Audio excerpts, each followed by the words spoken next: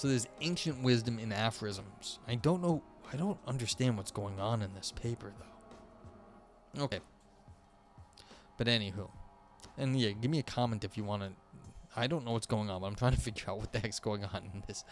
I will tell you, every time I've read something in like educational philosophy, it is like the wild west of philosophy. When you're in educational theory, you are grasping at anything. And this is kind of my experience with this, because this is a philosophy of education society in Australia. So there's a philosophy of education journal. It's always the wild west. Oh, speaking of, I was just talking to some people, actually philosophers, the other day, and the laws in New York are going the way of the OK Corral. Now, for those of you who are not from America, the United States of America, one of the funny things is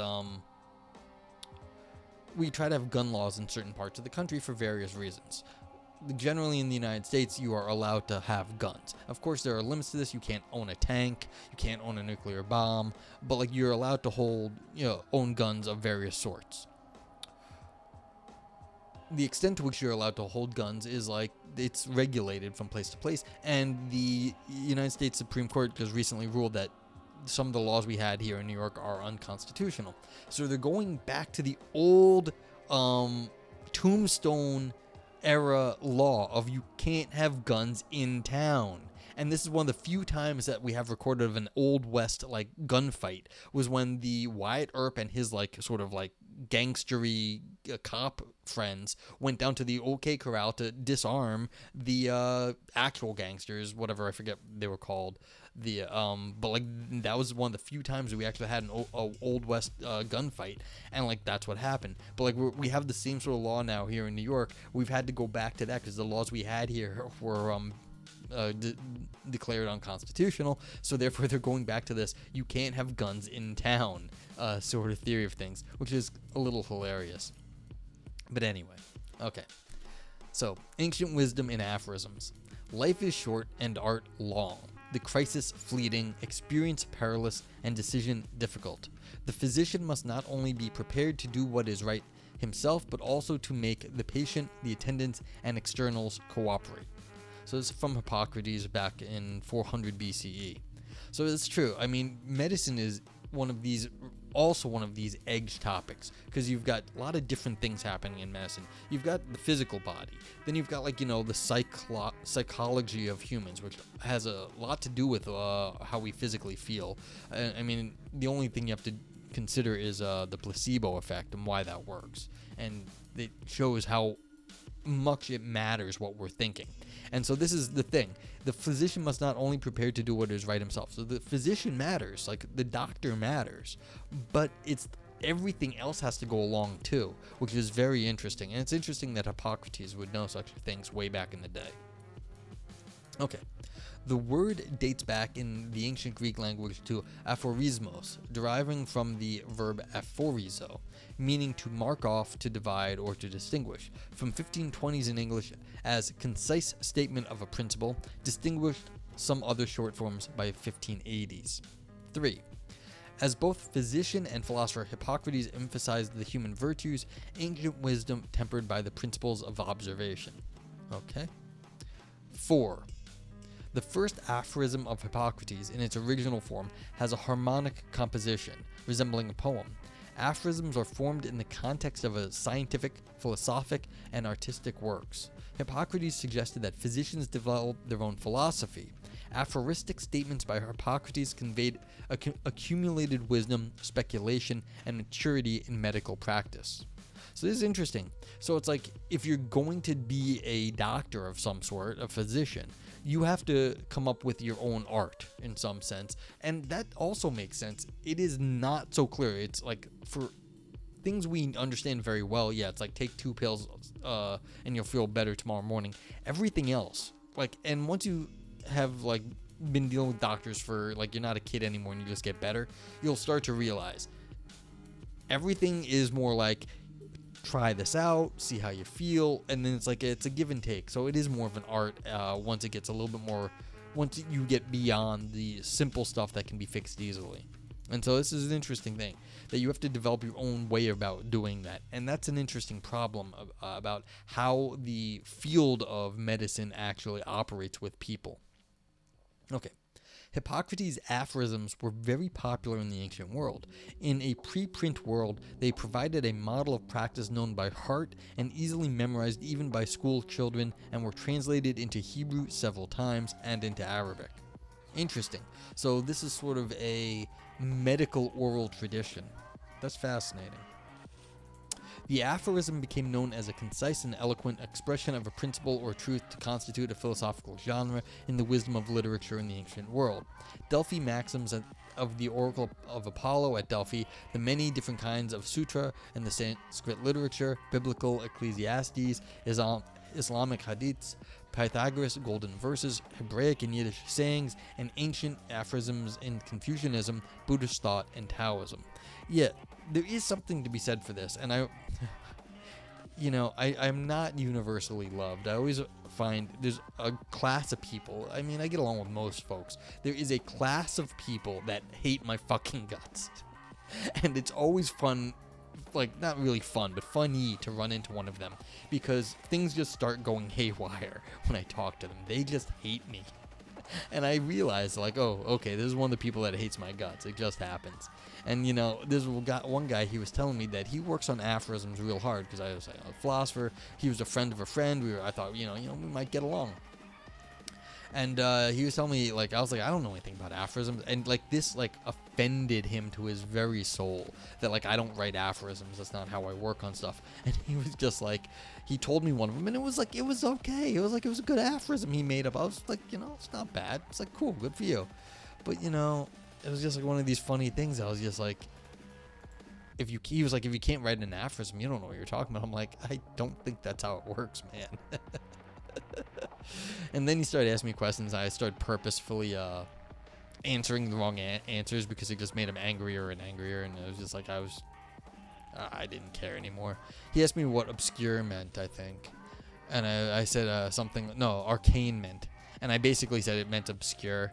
And I mean, I know there's a distinction there, but this even pissed him off to no end. And I was just like, oh, I'm so sorry. I was like, all right. Yeah, get a few beers in me and I stopped giving a fuck. Anyway.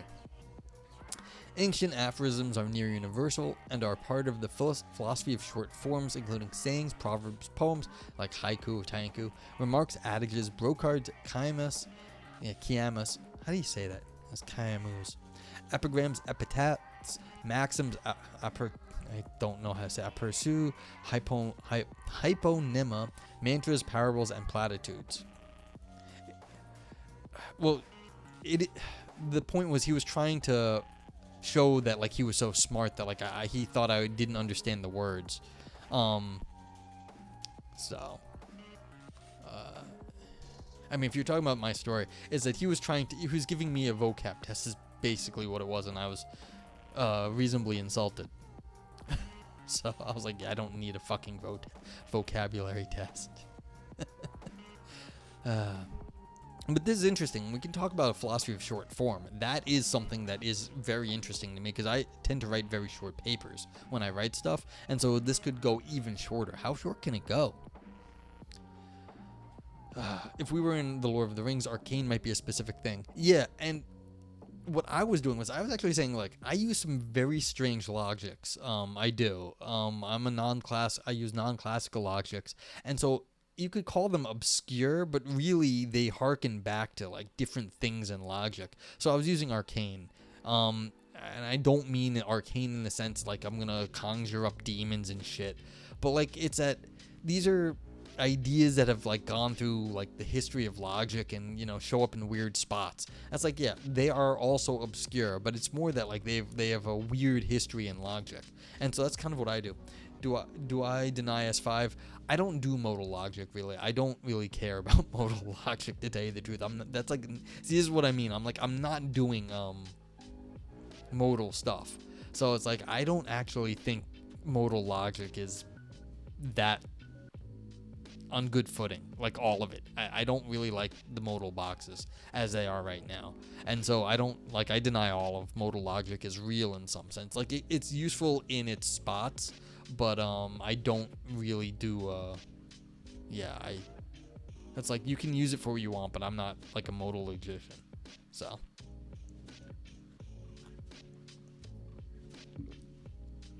Yeah. Anyhow, yeah. But it's a question. Exactly what do you, how short can philosophy get before it breaks down into something else? Yeah. The classical aphorism, often the sayings of sages, were collections that were therapeutic in nature to rid us of unnecessary suffering so that we could lead the good life, the eudaimonia. Epictetus, the Enchiridion, comprised of numbered paragraphs, begins 1. Some things are in our control and others are not. Things in our control are opinion, pursuit, desire, aversion, and, in a word, whatever are our own actions. Things not in our control are body, property, reputation, command, and, in one word, whatever are not our own actions. Yeah, so this is interesting. So this is how short can you make this? Because this is pretty short to make the distinction in control. I mean, there's an old saying, and God grant me things that I can change the things I can, and give me the serenity to leave the things I can't alone. It's like this comes through in many places. Okay. 8. The Golden Verses, a collection of moral precepts attributed to Pythagoras, appearing as early as the 3rd century BCE, are 71 numbered statements exhorting people to worship the immortal gods, honor the terrestrial daemons and one's parents, make others distinguished by virtue your friend, avoid fault-finding, vanquish the passions of gluttony, sloth, sensuality, and anger, do nothing evil, but above all respect yourself. Pythagoras' teachings reference the works of Anaximander, Anaximenes, and Pherecydes. With its combination of mathematics and experimental method, had a widespread influence on the Greek and Christian worlds. Yeah. So this is sort of like a history here. These different sorts of like places where you're finding these parables and whatever, these aphorisms. One of the things that's interesting to me, actually, and I was reading a book of Native American philosophy recently, and the reason I actually picked it up was because it talked briefly about certain aspects about this. What happens when you write stuff down? In the past, before there were like books that you could readily access, you had to basically memorize everything, and so things had to be in memorable form. And once it's not in memorable form, it's going to disappear. Now, as soon as you can write stuff down into books, you don't have to make it in memorable form anymore. You don't have to commit to memory. Whatever that means, to commit thoughts to memory that you do not forget, that you make them sort of part of your life. And so that's part of the thing. If you have to live with all these words, how you have to make them psychologically, in some sense, strong enough for you to maintain them. And that's an interesting question. How exactly do you have thoughts that you live with for your whole life, and that you maintain, and that you like? So these are like stable memes, as you were. Like that's what we had back in the day. We had to make very, very stable memes. Otherwise, they'd break down and they'd be forgotten. And that's an interesting problem, because once you start writing stuff down, you don't have to make the words. They don't have, they're separated from you. And once they're separated from you, who knows, like, kind of how they're going to be reinterpreted. But if you have to live with them, you have to be able to constantly reinterpret them. So if you have an aphorism that you live by, it exists in the sense that you continue to maintain it. And that mental maintenance of it is something we don't need to do anymore. And I wonder about that in terms of a lot of the stuff that gets written. Like, it's just sort of these throwaway thoughts, whereas that's not what we're trying to do all the time. We'd rather not throw away our thoughts. Okay. The Golden Verses, a collection of moral precepts attributed to Pythagoras, appearing as... Oh, did I read this one? Yeah, read that one. 9. The ancient aphorisms in the Greek world were therapeutic, recording spiritual exercises that established philosophy as a way of life. Before Plato and the birth of institutional philosophy, the sayings of the pre-Socratics, Anaximander, Xenophanes, Parmenides, Heraclitus, were the basis of philosophy, strongly attacked by Plato and Aristotle in the tradition from oracular to argumentative philosophy. And this is part of the thing. once you could do this sort of argumentative philosophy, you're doing something different than the oracular philosophy, where you had to remember everything. So it stopped being maybe therapeutic and started trying to get you something else once we switched from the oracle tradition to the argumentative tradition. And that's an interesting thing. But, like, you know, one of the things about it was, remember, Socrates, he didn't write anything down. He was still in the oracular tradition in the sense that he argued, but he didn't actually do the Socratic philosophy. I mean, he didn't do the Platonic philosophy, the Aristotelian stuff, where you were writing all this stuff down. Okay. The Analects, meaning selected sayings, is one of the most widely read and studied texts that continues to have a huge impact of East Asian cultures and values. Written during the Warring States period, that's 475 to 221 BCE, Confucius believed that people could develop an ethics of self-cultivation through ren, or virtue, humaneness, or how people should treat one another, and especially one's parents. Confucius said, "In the home, the young should behave with filial piety, and out in the world with brotherly love. They should be prudent and trustworthy. They should love all people and be close to the benevolent.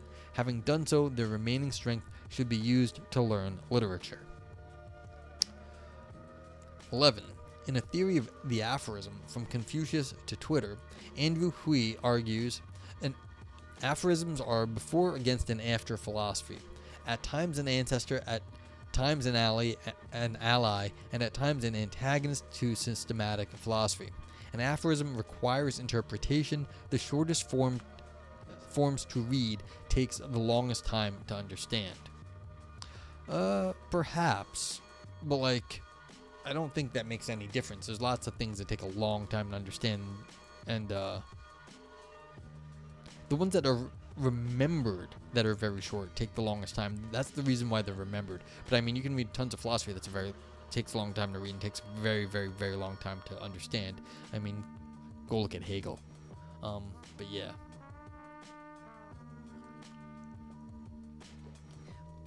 But there's definitely a relationship, like things that are really cryptic that sort of grab onto people's thoughts, and you can't let go of them even though you don't understand them. And there's a question why that is. Is it just being obscure and people want to solve the puzzle, or is there more to it? I don't know. Sometimes it seems like there's more to it. Sometimes it doesn't. It just seems like people are being overly confusing. 12. As John Gross demonstrates in his anthology, an aphorism can illuminate the hidden truth or lay bare the ironies of existence, including the individual and the sense of identity, desires and longings, fears, hopes, passions, self-knowledge, self-love, and self-doubt. 13. In Signpost to Elsewhere, a book of aphorisms, Yahya Lababidi writes, there is a Persian proverb that says, epigrams succeed or epics fail. We seem to be living at a historical moment where the grand narratives, truth, morality, life of the spirit, seem to be failing to hold our attention or capture our imagination. I'm hoping the humble aphorism, deceptively slight as it is, can do its quiet magic by helping us to rethink the big questions: how we live, where are we heading, who are we becoming? Taylor JS says, the Dalai Lama is kind of a philosopher, I guess. There's good words of wisdom in what he says. Yeah, I mean, some of these monks, like the Dalai Lama and others, they spend a lifetime considering these words. And so there's a question of, like, is that practice conducive to making these sorts of things that will, be therapeutic? Because I think that is part of the Dalai Lama's, what the Dalai Lama is up to, is to, reduce suffering in the Buddhist tradition. And, so, how do you do that? Well, you need to deliver it. And I think that sort of practice that the Dalai Lama is part of is definitely conducive to these sorts of things. And that's an interesting question. What do you have to do that stuff, and what is it good for? Is, clearly it is therapeutic in some sense. It is making the world, reducing suffering of people. 14. W.H. Auden and Louis Kronenberger. An aphorism must convince every reader that it is either universally true or true of every member of the class to which it refers, irrespective of the reader's convictions. Okay. 15.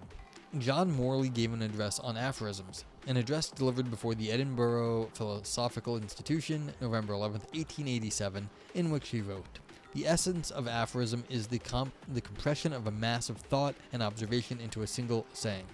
It is the very opposite of dissertation and declamation. Its distinction is not so much ingenuity as good sense brought to a point.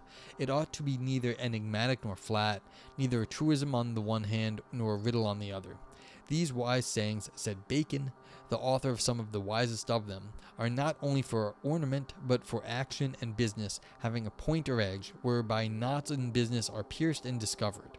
And he applauds Cicero's description of such sayings as salt pits, that you may extract salt out of them and sprinkle it where you will. They are the guiding oracles which man has found out for himself in that great business of ours of learning how to be, to do without, and to do apart. To depart.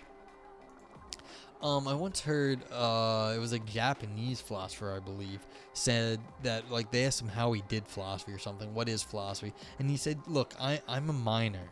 Like, I dig. Like, I just dig and I mine. Like, I'm grinding this out."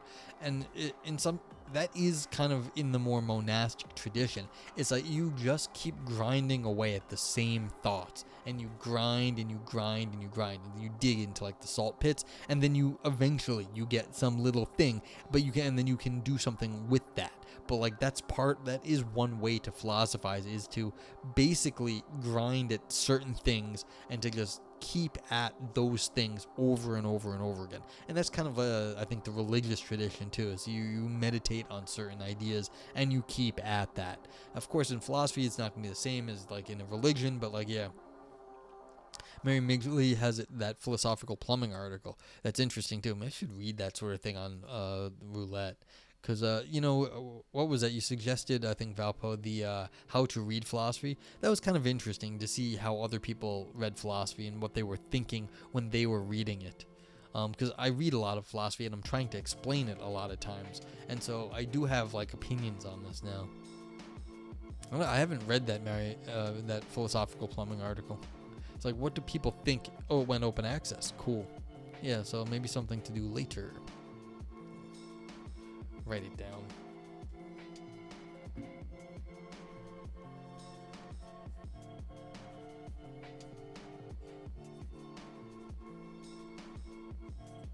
Yeah. So, yeah, that would be interesting. But, like, yeah, how people see philosophy and, like, this sort of, why do people write aphorisms? And is there philosophy in aphorisms? And is this a good way to deliver philosophy?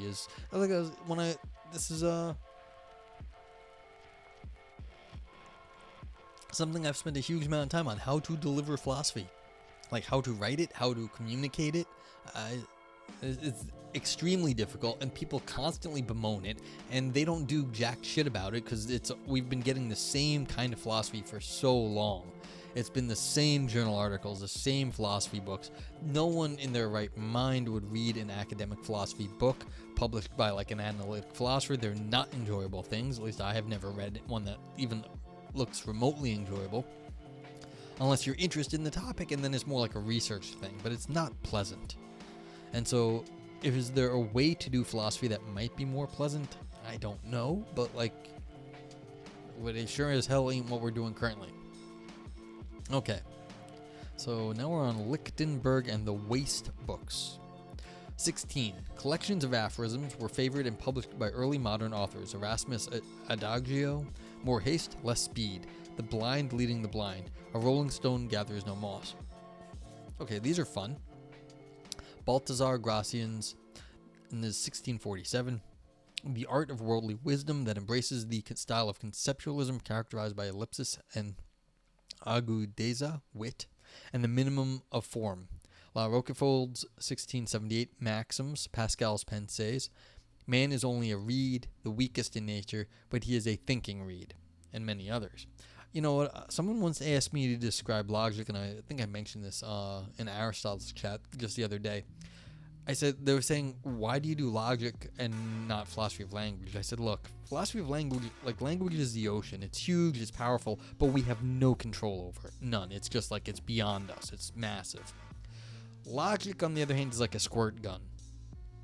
it's like it can barely do anything, but we can direct it. It's like a drip we can shoot at where we want, and that's it. But like that makes all the difference between philosophy of language and philosophy and like philosophical logic, in that we can direct what we're doing with the logic, as opposed to philosophy of language.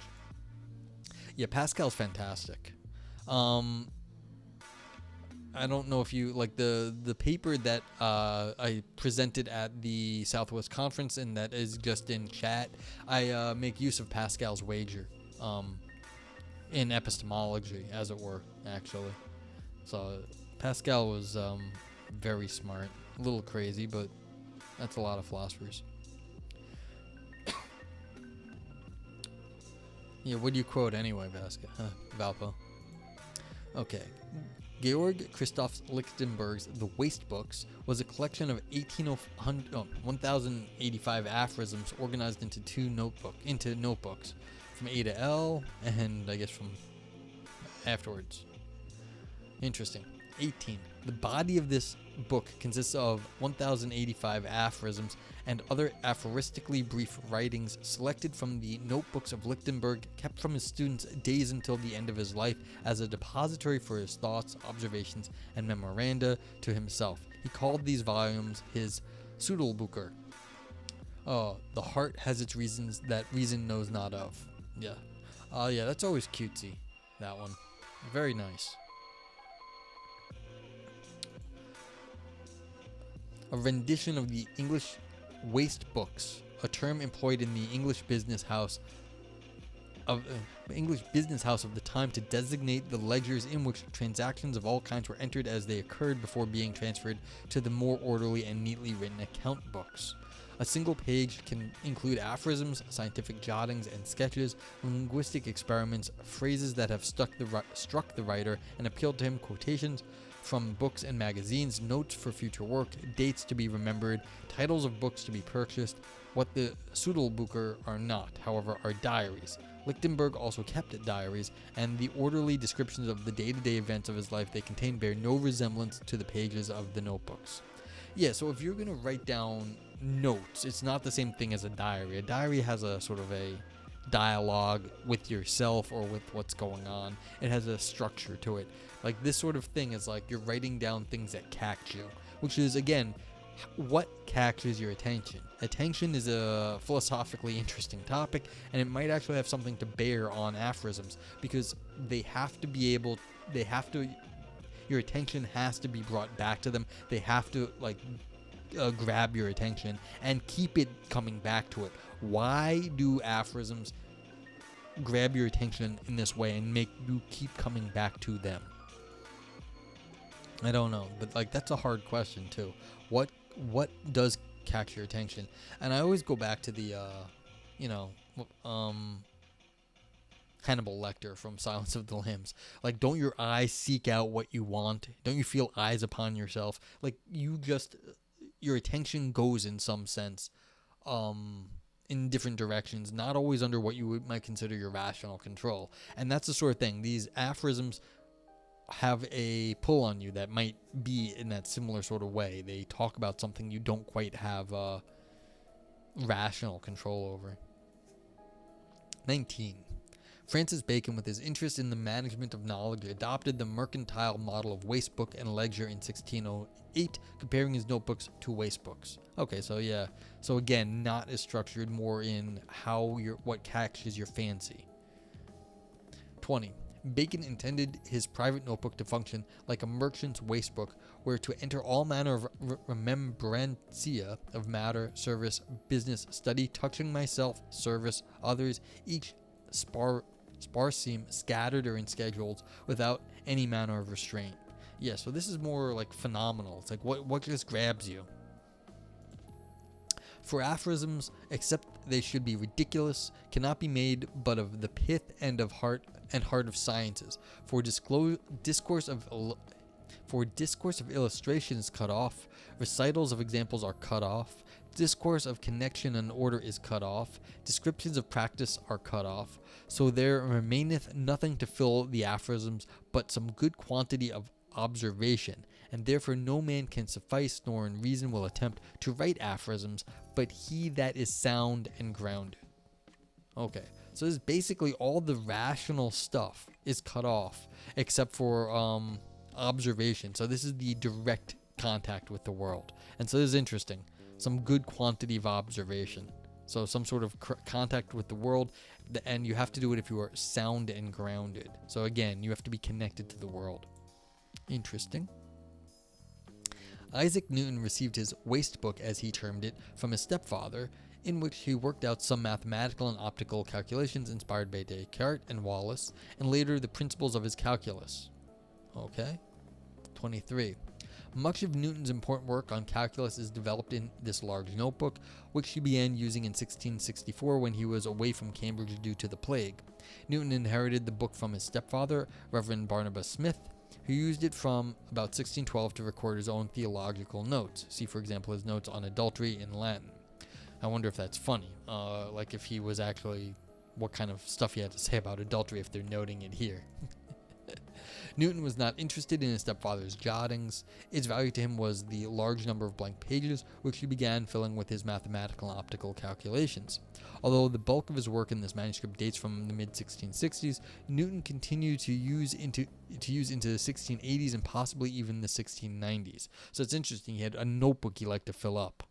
And he kept it for at least 30 years. Maybe didn't write in it until the 1690s, but it looks like it's possible that he used it for almost 25, 30 years.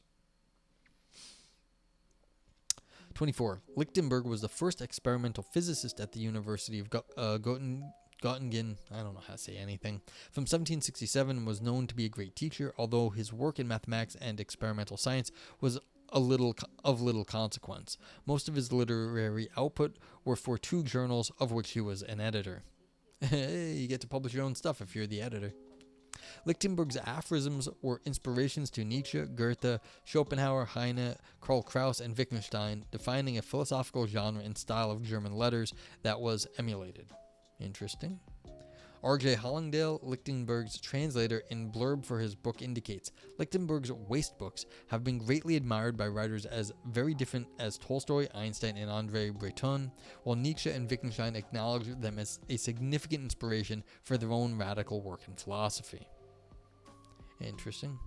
The epigram and the sentence or proverb are plainly related to the aphorism.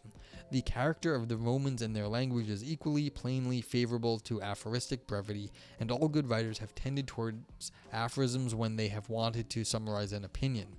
Nonetheless, the aphorism as a deliberately cultivated literary form, as distinct from something said briefly, did not appear in European literature until the Renaissance, when the aphoristic writings of Erasmus, Michelangelo, Paracelsus, and Bacon, but above all those, the line of French philosophers from Montaigne to Chamfort, bestowed it on the distinctive character by which we now recognize it.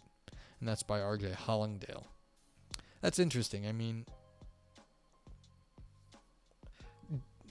you know, different forms of literature and writing come and go. And why are some, you know, popular sometimes, not others? Who knows? But, like, they get rediscovered. I mean, clearly aphorisms. I've got my little Heraclitus quoter here. And so, like, were these written as aphorisms? Were they written as longer works and only the aphorisms remained that got saved? I don't know. So, like, this one here says, they vainly purify themselves with blood when defiled with it, as if a man who had stepped in mud were to wash it off with mud. He would be thought mad if anyone noticed him acting thus. So it's interesting. I mean, especially because Heraclitus, I think, died of homeopathy at a certain point. But it's, yeah, so, but he recognized that, like, there was something weird about this too. Okay. Lichtenberg and Wittgenstein. Georg Henrik von Richt writes, by far the most valuable part of Lichtenberg's literary work, however, consists of his aphorisms, or scattered thoughts on psychological, philosophical, scientific, and many other topics. They were written down in notebooks but were never systematically arranged by the author. Perhaps his greatest contribution, apart from the impact of his aphorisms on German style, was his conception of philosophy and its impact on Wittgenstein, who, while taking inspiration from Lichtenberg, modified and developed the genre into numbered remarks, many of which could stand alone, but most of which were part and parcel of an implicitly organized overlapping set of family resemblances. You gotta remember about Wittgenstein, he was also probably dyslexic, and for dyslexic people, I've heard, I don't know, but like it's a little harder for them to write long form stuff. I mean, clearly, if you're Wittgenstein and you're dyslexic, you're not writing long form, but you're still brilliant. So it has nothing to do with like how smart you are. And if you look at Wittgenstein's lecture on ethics, when he gave a lecture and it was recorded for the notes, it was perfectly well reasoned in like a long form, but that's not how he worked. So there may have been other things going on with Wittgenstein. That said, the fact that he was able to find a way that made it work for him is very impressive. Like if you have to struggle against, your dyslexia to get your ideas out, then you need to find a way to do this. And if you can take inspiration from Lichtenberg, that's great.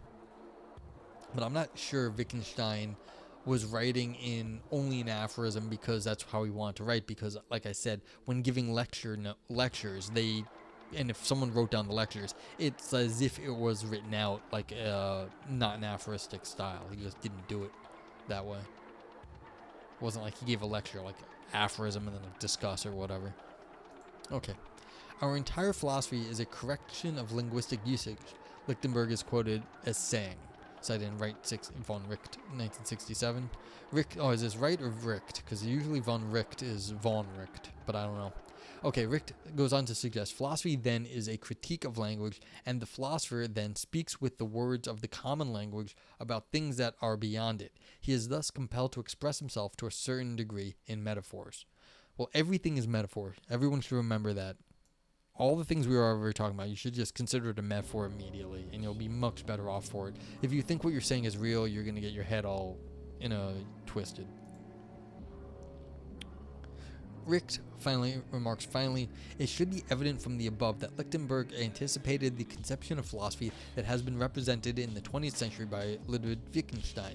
Wittgenstein knew Lichtenberg's work well and esteemed it highly. It is hardly possible, however, to speak of Lichtenberg as an influence on the philosophy of Wittgenstein, although Richt speaks of a rare congeniality between them. Okay. Yeah, okay, so I think this is von Richt, even though the author here is writing just getting rid of the von, even though usually when they quote von Richt, it's von Richt, not Wright, as it looks like here. Because is GH von Richt, so you can see it. They're quoting Richt 1967 here. Others have noted such similarities. Lichtenberg's influence on Wittgenstein's work went deeper than mere content. The gnomic form of the Tractatus in Philosophical Investigations owes a great deal to the example of Lichtenberg's aphorisms. 32. A good expression is worth as much as a good thought because it is almost impossible to express oneself well without showing what is expressed in a good light. It's true. So this is an interesting thing to pick out right here because how something is expressed, like you can go back to the Wittgenstein and be like, what you can say well, and if you can't say it, you have to pass over it. You can say in 3 words. What you can't say, you have to pass over. Of course, there were German words, so they were very big, but like this is the thing, it's like to express oneself well is almost impossible to express with oneself well without showing what is expressed in a good light. So you have to like do it, like how it's given matters too. Like you can't just give something, but it has to be delivered in a certain way. 33. I believe that my sentences are mostly descriptions of visual images that occur to me. Lichtenberg's wit is the flame that can burn on a pure candle only. So this is Wittgenstein saying that in Van Damme. Okay. Yeah, but I mean, this is just Wittgenstein's picture theory, but this next sentence, Lichtenberg's wit is the flame that can burn on a pure candle only. So the idea that you're only going to get it when you've got the right philosophy. It's arrogant maybe there. 34. It was during these early years at Göttingen that he began his lifelong habit of keeping a book wherein I write everything as I see it or as my thoughts suggest it to me. Okay. Yeah, I mean, it's good to have a book with you. Like, I mean, I'm a philosopher. Who am I to tell people what to do? But I keep a notebook with me most of the time. And when I don't, I take notes on my phone. But it's very different what you're writing as a short note in the phone, although I know some people do it a lot. But I mean, I have fountain pen and paper with me most times. Okay. Wittgenstein's transformation of the philosophy of short forms. 35. I think I summed up my attitude to philosophy when I said, philosophy ought really to be written only as a poetic composition. It must, as it seems to me, be possible to gather from this how far my thinking belongs to the present, future, or past, for I was thereby revealing myself as someone who cannot do what he would like to be able to do. Yeah, I mean, philosophy is mostly failure. And so whenever you're writing philosophy, you can't be doing what you want to be doing. You're trying to get to some saying, some statement, some understanding of the world that you don't quite get yet. It's work in progress always. So it does always put you in a time and place, and sometimes that time and place is in the future when people start to understand your problems where you were trying to get, and only then when people, start to get to where somewhere closer to where you were thinking at that point, you can be in the future, or you can be thinking about problems in the past. So you're not always where you, even though you're thinking about it now clearly, your thinking does not belong to where everyone else's thinking is. And so it is sometimes in different areas. And that's a question. What makes certain thoughts anachronistic, like outside of time? 36. Lying to oneself about oneself, deceiving yourself about the pretense in your own state of will, must have a harmful influence on one's style, for the result will be that you cannot tell what is genuine in style and what is false. If I perform to myself, then it's this that the style expresses, and then the style cannot be my own. If you are unwilling to know what you are, your writing is a form of deceit. Yeah, so it's like if you're trying to be someone else, like what are you doing, and then what kind of philosophy you're going to write if you're trying not to be what you want to be. Now, I will say that there are many very successful philosophers in terms of academic success that I think are full of shit, and I think they know they're full of shit. But, that's a different thing. Having academic success because you're good at playing the academic philosophy game is different than writing good philosophy. Even if that philosophy does turn out to be good, that's not what they were actually doing. 37. Wittgenstein wonders on occasion whether he brings to life new movements of thought or whether he simply applies old ones. He puzzles over his ability to write prose and concludes that his ability has limits which are part of his nature. In this game, I can only attain such and such a degree of perfection. I can't go beyond it. Yeah, I mean, this is part of the thing. You're always writing at some point.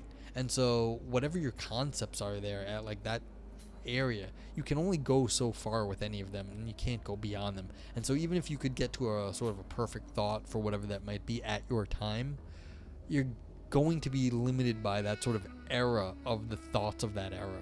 You can't break out of your whole time period. That would be jumping out of your life, being in some very alien world all of a sudden. You just that's not it's not what happens.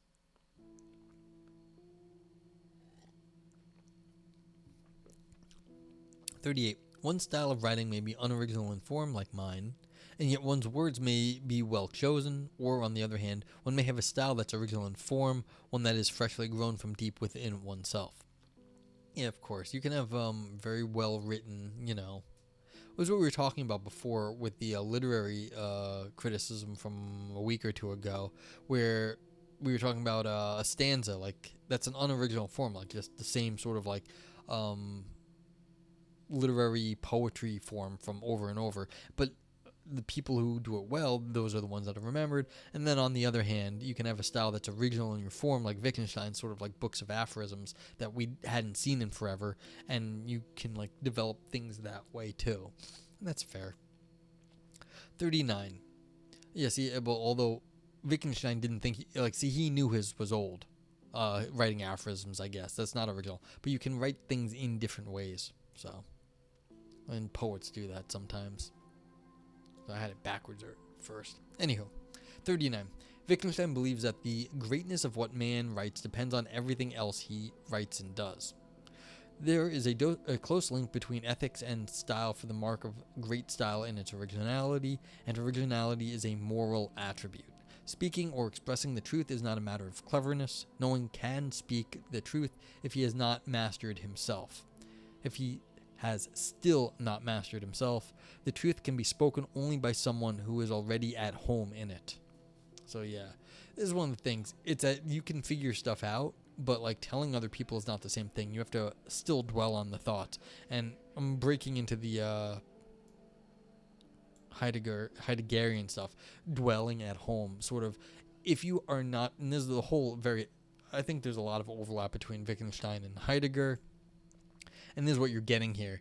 You can't talk about things until you've sort of internalized them, and in the Heideggerian sense, it's like you're at home with them, you're at one with them, you've dwelled in them. Once you've dwelled in it, then you can, in that, once you have like sort of internalized this stuff, then, and this still not mastered yourself, you have to internalize these things. And just because you know something's true doesn't mean you've completely sort of gone through all the things you have to do to really understand yourself in relation to it. You may know something's true in the abstract, but that does not mean you've got everything working correctly together. And so that's why it's a moral attribute, because you have to get you can reorient your whole self, reoriented to some truth that you had not realized before. You may know it's true, but you may not have you can still fuck up. Like, you hear people say, "Oh, that's not me." Most of the time that they're full of shit. Sometimes what happens is something slips out and you're like, "God damn it," and you feel terrible, and you're like, "Okay, yes, I used to say stupid things in the past. I have been cutting down on them, but it's still like every so often you say the wrong thing and you feel bad." And if you actually are trying to be better about stuff, then that's what it is. But this is why it's a moral attribute. Once you have really changed the way that you are, so that you aren't having the old shitty thoughts about some minority or whatever it is, then you can say you're at home in it, you've actually internalized the stuff. Otherwise, you're just sort of you may know it's true, but you haven't actually done anything about it, and that's different. Okay. Philosophy is not only a battle against the bewitchment of language, an investigation of the ordinary, and familiar with the aim of showing the fly of the fly bottle. It is all necessarily involves work of the self. Okay, these are classic stuff. Does anyone want the fly of the fly bottle? Of course, is the classic thing. Flies can't fly straight downwards. They can fly lots of angles, but they can't go straight down. And so a fly bottle is a trap where the bottle has a hole at the bottom where they have to fly straight up. Flies can fly straight up, and then they get into the bottle where there's some sweet liquid or whatever, and they eat a little bit of it, but then they can't get out, so they get attracted in and they die. And so because they won't fly straight down the hole of the fly bottle. So the thing is, it's the whole point of what Wittgenstein's saying here is that we have to retrace our steps in some sense to see how we got to the problems we have. If we can't retrace our steps back, we'll never get ourselves out. Now, I don't know if I buy that we have to retrace our steps as if we were in I generally reject the idea that we were in some sort of state of grace in the past. But it is good to see how we got ourselves into the mess we got ourselves into. But I don't think that fixes things always, just knowing how we got there. Okay, 41. An aspect of Wittgenstein's work which has attracted growing attention is its language. It would be surprising if he were not one day ranked among the classic writers of German prose. I don't think anyone's going to do that. The literary merits of the tractates have not gone unnoticed. Yes, not gone unnoticed because they're terrible. The language of the investigations is equally remarkable. The style is simple and perspicuous, the construction of sentences firm and free, the rhythm flows easily. Yeah, they're interesting aphorisms, that's fair. The form is sometimes that of dialogue with questions and replies, sometimes as in the tractates, it condenses to aphorisms. I think von Richt is giving Wittgenstein too much credit at that point, but okay. 42.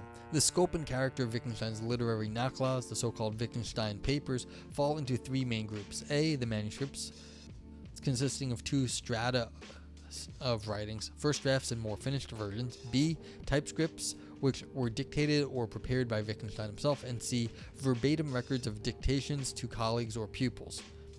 Von Richt mentions two further groups, the notes more or less verbatim of Wittgenstein's conversations and lectures, and his correspondence. Already one might note that there is something extraordinary about the amount he wrote, most of which was never published in his lifetime. He agonized over the form and composition of his work, and he developed very complex methods of composition.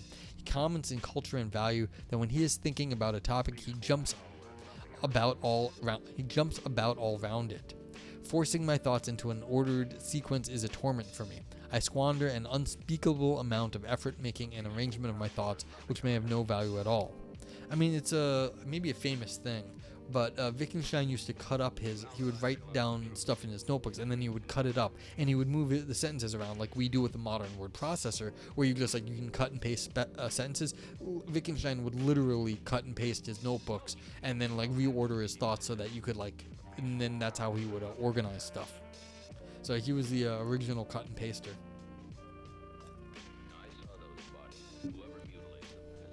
43. An aphorism properly stamped and molded has not been deciphered when it has been simply read. Rather, one has to begin its exegesis, for which is required an art of exegesis, says Nietzsche. Getting into this. Interesting. 44.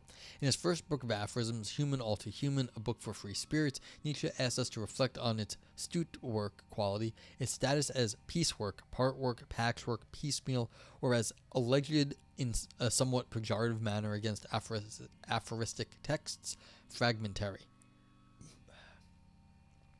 45. Nietzsche indeed wanted to be remembered. As Zarathustra claims, whoever writes in blood and aphorisms does not want to be read, but rather to be learned by heart. And this is what I was saying earlier. Aphorisms are not meant to be read, but to be learned by heart. You have to have them memorized in some sense, and not just learned by heart, but as part of your being, that you know them immediately.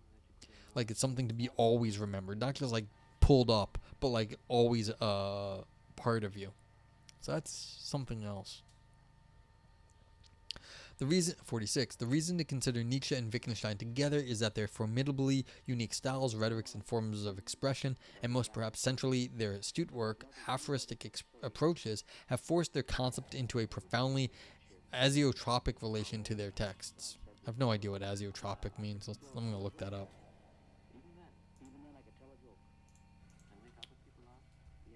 Azeotropic. Azeotrope, or a constant heating point mixture, is a mixture of two or more liquids whose proportions cannot be altered or exchanged by simple distillation. This happens when an azeotrope is boiled. The vapor has... I have no idea. What the hell does this have to do with azeotropes?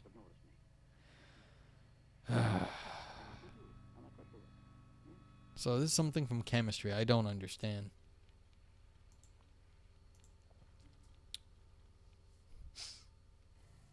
I guess it's something that you can't you can't readjust the different the thoughts, it's all locked into place. Maybe that's it. It can't be you can take the thoughts away from the texts, so they're sort of locked together as a holistic sort of thing. 47.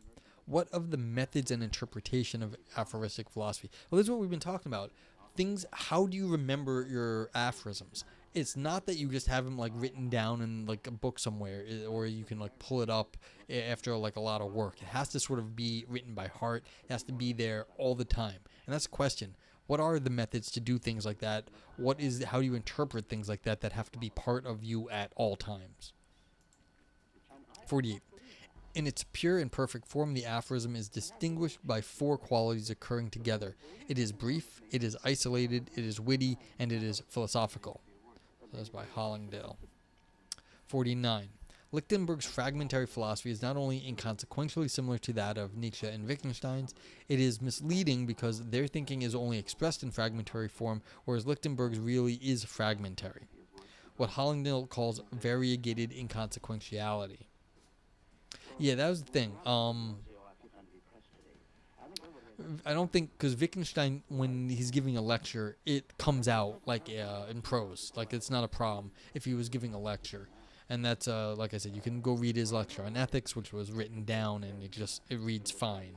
But like he would do that, and same with Nietzsche. Nietzsche could write however Nietzsche wanted to, but they would write in fragmentary ways. But whereas Lichtenberg's stuff is really is fragmentary, because I think maybe he was doing something slightly different when he wasn't doing his science. Okay.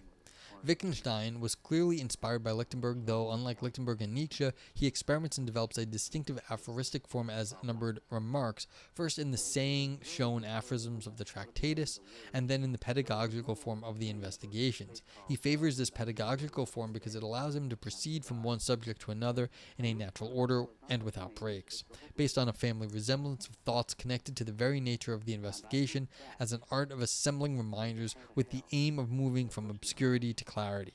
Wittgenstein's aphoristic style is a move towards a perspicuous form informed by the notion that thoughts, fragmentary by nature, occur as flashes of inspiration.